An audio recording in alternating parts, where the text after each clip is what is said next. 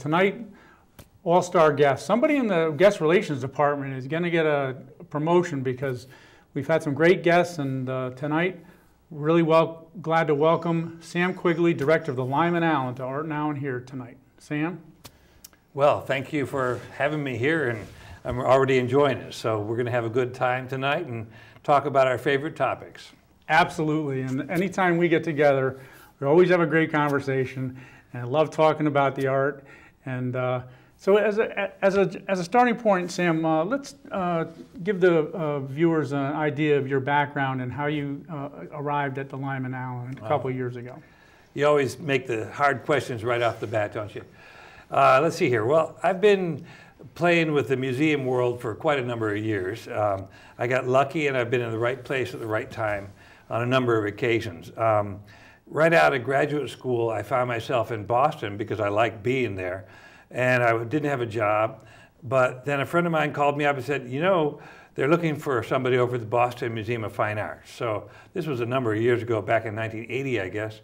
And lo and behold, all of a sudden, I was working curating musical instruments, which is my field. I have a degree in musicology, several. And then, after around 20 years, the Museum of Fine Arts is a great place to work. So I had a number of options, a number of roles that I played there.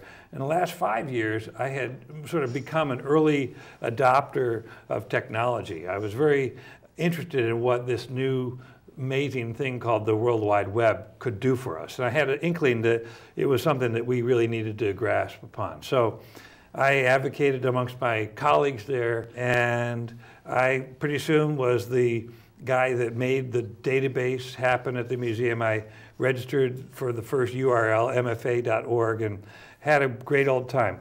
And then got a wonderful opportunity to move to Harvard University, the Fog Art Museum, where they had this very dynamic director, a guy named Jim Cuno, and he wanted to do the same thing to get the museum, you know, off of the paper-based records and into the modern world. It's amazing to me that Harvard could have been without a database and without a website up until 2001, but in fact, it's true. So then I was there for a number of years.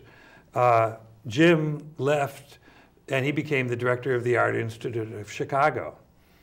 And then I waited by the phone for about 2 years, and one day he called me up and he said, hey, let's do it again.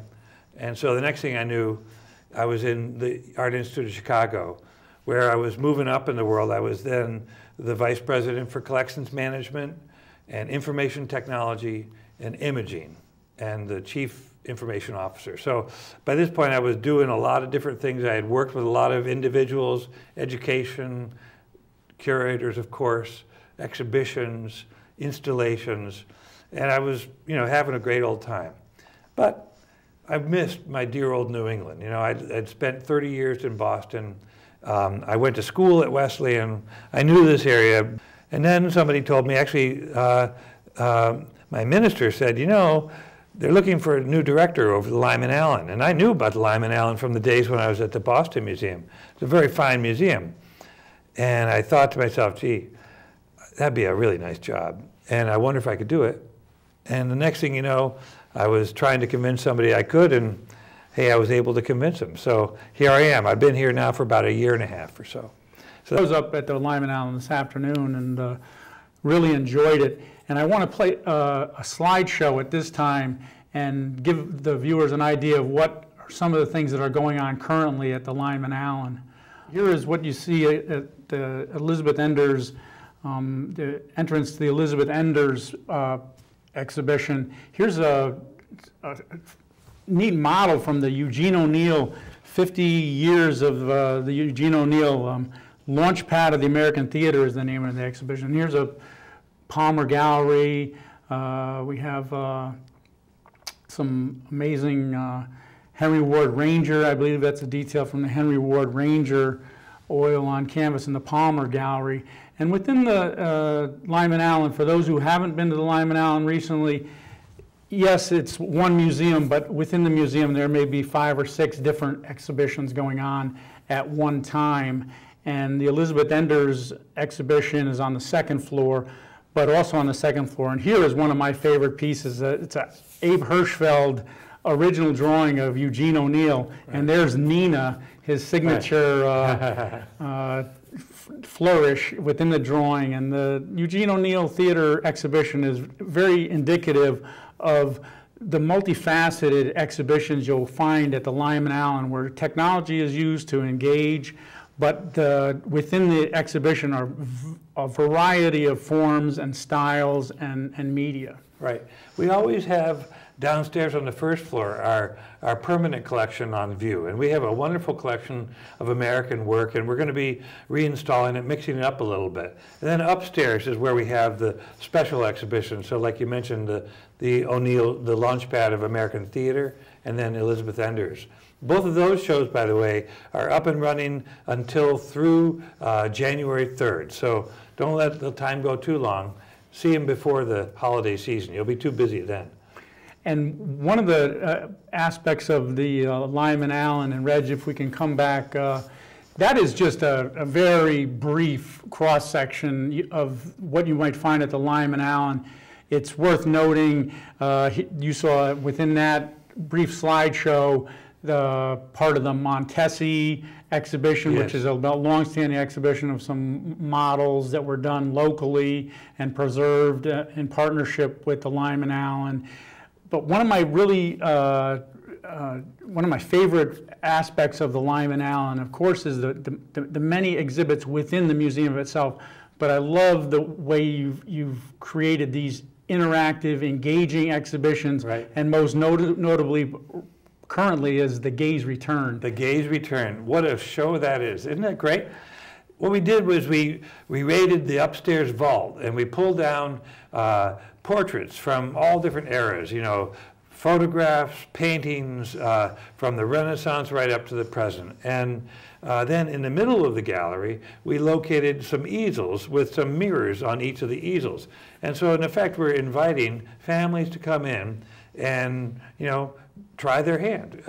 And you'd be amazed at how many people are doing a great job at it. Then once they've had some time to do that, we provide these frames up on the wall that are empty, and we invite people to hang their own work of art in a frame in the museum. So it's a real thrill for a lot of kids to do that, and I think their parents really appreciate it too. Well, there's some adults taking advantage That's true. of it. Let the record serve. I put a portrait up there, so I'm on exhibit at the Lyman Allyn. So it's a very dignifying experience, and I mean that, you know, very heartfelt. It's a very dignifying experience to engage people to come to the museum and be a part of the Lyman Allyn, exactly, not just as the Lyman Allyn and as a viewer, but to become part of the museum itself. Well, you know, we tend to relegate art to this special space, maybe kind of like we do with religion, you know, but really our lives are full, and everywhere we go, I mean, this is something that John Cage taught us. Depending on your perception, everything is art, you know? And so why separate it out? So it's important to let people experience it, see it, engage with it, and produce it. I think there's no better way than to break down the barriers between, you know, well, I couldn't do that. Well, yes, you could, actually, and here you go, let's give yourself a hand at it. So, and then later on, give yourself a hand for doing it, yeah. And it's worth noting, too, that the Gaze Returned exhibition on the second floor is really a follow-up to a still life exhibition that you all had there last year. That's right. That was the first time. Jane LeGros, who is our registrar and director of exhibitions, is a strong advocate for this kind of exhibition style, where she invites people in to be part of the exhibition. And she was the one who came up with the still life one. Same deal. It was an opportunity to pull some still lives down from our vault and put them on view, but then to spice it up by making it possible for people to do their own. By the way, we're going to have another version, maybe you'd call it the Gaze Return .2, and when I forget exactly when that's going to come on, but maybe the first part of the new year, we'll have another version of new portraits on the walls, same concept for people to make their own. And what's really neat, too, about that installation, the Gaze Returned, is there's a variety of different media represented and a variety of different styles, eras, genres, if you will, of painting, all under the umbrella of portraiture. And so you'll have really one of my favorite pieces in that exhibition is a photograph of Laurie Anderson and Lou Reed by Timothy Greenfield-Sanders in the same exhibit space with a work by, for instance, attributed to John Trumbull. Right, right. A very handsome one, that one too, by the way. There are a couple other ones that are particularly interesting. You know, there's a photographer, Sally Mann, who's well, she just published a book recently about her work. She's now very well regarded, and we're very happy to have one of her pictures right up there. Another portrait too, a very little unassuming portrait, but an interesting one from the inside story. You know, we're called the Lyman Allyn. That's after Captain Lyman Allyn, one guy. His name was Lyman Allyn. Well, his daughter, Harriet Upson Allyn, was the one who actually gave the money to create the museum. Well, there's a portrait of Harriet in the corner there as a young girl, and so you would walk right by it, but otherwise you'd know that that's the one who made this whole museum happen. I know one of the initiatives that we've talked about, and I know that is forefront in your mind, in your directorship of the museum, is to engage the community and to interface and reach out to the community where possible. Absolutely. And recently, there was an initiative to restore the monument that was in the curatorial collection stewardship of the Lyman Allyn, which came from Hodges Square. That's right. And that recently took place. And could you talk about that? By all means. Well, I just wanted to say a little bit about how very important it is to become more connected with the community, and for that matter, the many communities that are in our area. It seems that by geographic, historical, slight, we had some land taken by eminent domain when all the highway building was done and all. And plus, it's up on the hill. It's a little bit far away from the downtown. But it makes it difficult for people to get there, or at least to think about it as part of their community. And if I could do anything there over the course of my time here, I would be happy to make it much more of a museum that people felt ownership and comfortable nature with. I think it's important that people recognize that, as the Lyman Allyn is the big museum in town, it's your museum. It's the people of New London, and for that matter, the region. By the way, it's always free to get into the museum if you are a resident of New London. So that's something to keep in mind. But the movement of the Hodges Square fountain was really a great thing. It was built, I think, in 1906 or something like that initially, and it was down in Hodges Square. It was a fountain for horses to get, water. Somewhere in the early 70s, because of the changeover, they got moved away from Hodges Square, and they needed a place to put it. So it came up, and it was in the center of what was a very nice parking lot. Well, over the course of time, maybe by around the mid-aughts, 2005 or 6, something like that, the desire to have a bigger parking lot was there. So it got moved around to the back of the building, where it just sort of sat there languishing away. Fortunately, being granite, it didn't degrade or anything like that. It just sat there, but nobody could see it. Fortunately, the people of Hodges Square decided to get with the program and try to resurrect and pull their community back together again. And they're doing some great work. They asked me, well, gee, could we get the fountain back? And I said, after about 2 seconds of thinking, yeah, absolutely. This belongs down there. If this could be a focal point of community pride, they should be down there in a heartbeat. Well, heartbeats take a little bit longer than it happened around here. I guess it takes, how many tons is it? Maybe 10 tons? Yeah, I think that it was 10 to 12 tons. Yeah, so it took a little while to get all the engineering together, but actually, once the day came, it was beautiful weather, and everything went perfect. And within a couple hours, within a couple heartbeats, it moved down to Hodges Square again, where it looks fantastic now, and I'm so proud of that. Well, they've done a great job landscaping around there. And Reg, if we can, let's roll that DVD footage of basically a compressed time of the move.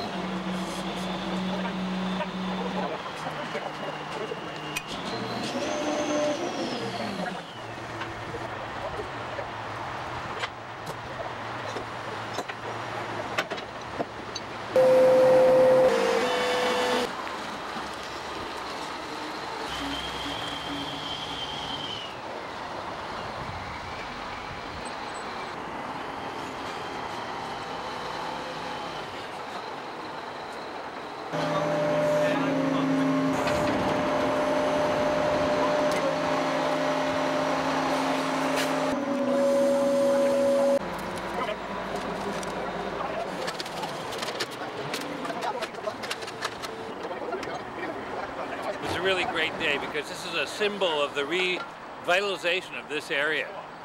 The Lyman Allyn Art Museum has been a steward of this fountain for a number of years. It was up in our parking lot and then it got put back into storage. But today, with a combined effort of the neighborhood people and the city of New London, it's being brought back down to where it'll be a symbol for the revitalization of this area. And we're very proud to be part of the process. It's going to be the cornerstone, almost a fulcrum for this new revitalized neighborhood. As you may know, it was built, it was created back in the days when horses needed to get a drink of water to when they were coming up the Hodges Square. So quite a bit longer ago than the Route 95.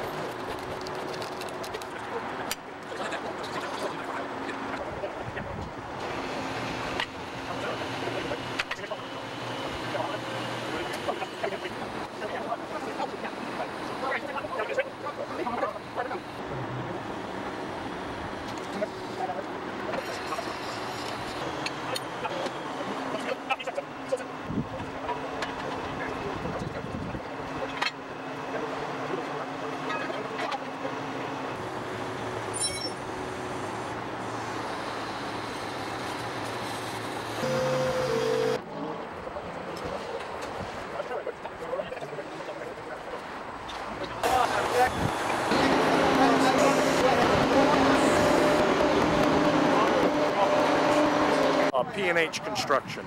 We're out of Uncasville, Connecticut now. We used to have an office right here on William Street in New London. So we have some roots here in the city, and it's exciting to see this area get a little bit revitalized. We took care of the excavation, placing the concrete foundation for the monument, and took care of rigging it and getting it moved down here and reset. So it's, you know, we're excited about it. We were glad to be a part of it. It'd be nice to see something happen with these buildings. I think this could be a nice little corner down here. Hope to see it get redeveloped. Absolutely. Thank you.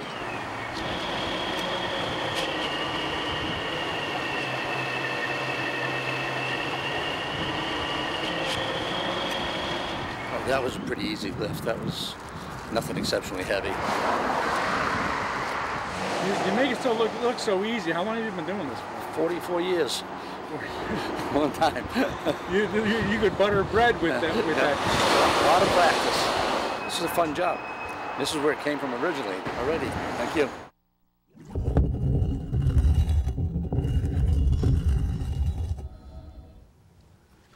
Well, there it is, Sam. We said it went off without a hitch and a heartbeat. It almost seems like it did there. Yeah, exactly. Magic. That was really great, and I really want to thank the Public Works Department of New London, all the committed civil servants of the City of New London who they were great. They were fantastic. They really were. Yeah, P&H Construction, who donated the manpower and resources, and I believe the crane operation as well. I want to thank Atlantic Broadband for providing me with the opportunity to edit that piece together and put the show together here.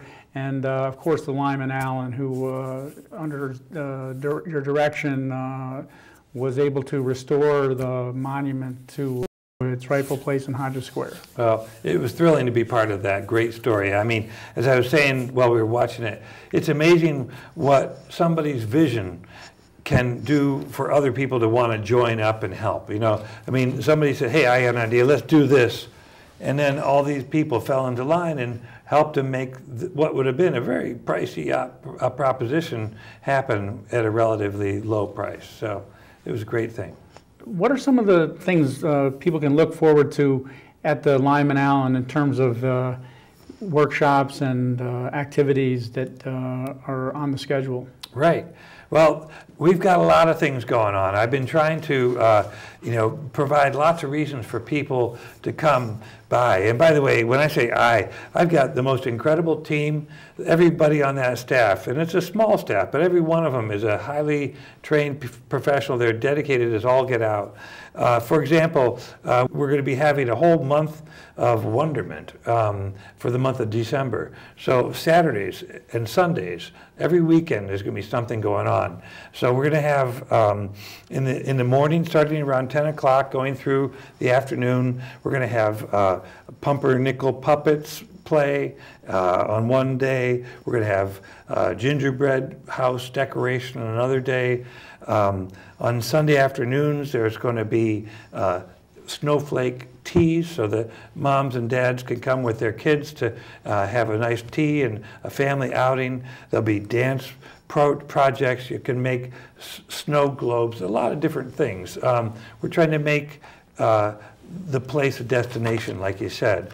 And it'll all be friendly and open, and we're just trying to make people feel comfortable there. So I think that that'll be a lot of fun. We've got other events coming up, but I wanted to mention too that we've got a big new series of exhibitions coming up, and exhibitions of contemporary work. I mentioned that I like that a lot. I think a lot of people like to be challenged and to have their vision expanded by contemporary work. So we have this exhibition series I'm going to call Near New.